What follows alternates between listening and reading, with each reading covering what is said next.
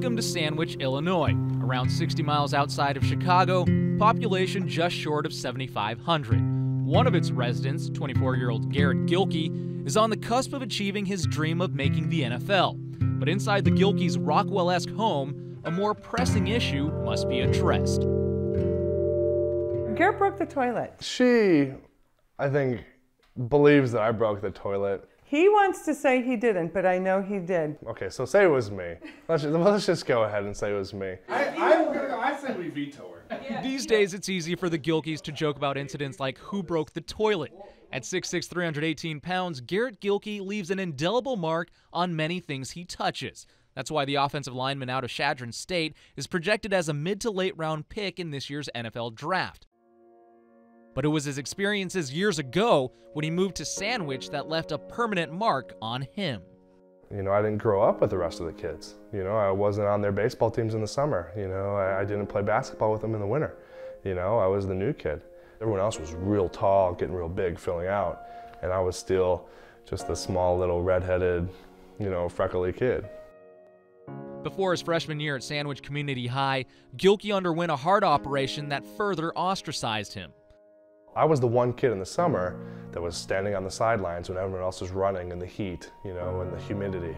And so I was targeted very early by all the older kids in the school as, why doesn't this kid have to run? Gilkey says he also excelled academically, and all those factors added up to incessant bullying. I was on the baseball team in the spring, and there was a time where I walked into the locker room and I took my glove out of my locker and I put my hand in my glove and I noticed that it was wet. And so I pulled my hand out and then I smelled my hand in the glove, and one of the kids on my team had urinated in my baseball glove. It got worse at school assemblies. They had a slideshow on the projector inside the gym. 1,000 kids, 900 to 1,000 kids in the school. And my picture popped up and the entire school again booed me. And those feelings of just complete hatred and being completely lost just were so damaging for me. Seeing your friends, everyone boo just around, is probably the worst experience ever. I mean, that's your brother. I couldn't control the situation. There was nothing I could do. I remember afterwards going to the bathroom and just crying and weeping because of how damaging that was.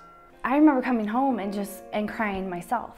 I mean, this whole Garrett being bullied not only affected him, but it affected us as well. It made us wonder if we had made the right decision even moving to a small community.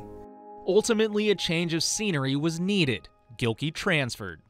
It was a financial burden to have to put him in a private high school, but we really knew that that's what was best for him. He needed a fresh start. Went to Aurora Christian that sophomore year and made a bunch of friends, you know, so it was a bunch of friends that I still have today. So it was just a total turning point for me. Just like that, Gilkey found solace and ended up at Chadron State, where he'd catch the attention of NFL scouts. Now back home training, ESPN.com accompanied Gilkey to his old high school. Wow, my locker was this one right here, and I remember that. Where he holds no ill will toward those who once tormented him. Bullies are going to be bullies. You know, they have their own problems. What we need to focus on, you know, as communities is the opportunity to encourage the other youth to stand up and be proactive and not be the bystander, but to voice their opinion. I look at the fact that I was bullied early on. I look at my experiences at Aurora Christian and how I wasn't big enough, wasn't good enough to play Division I.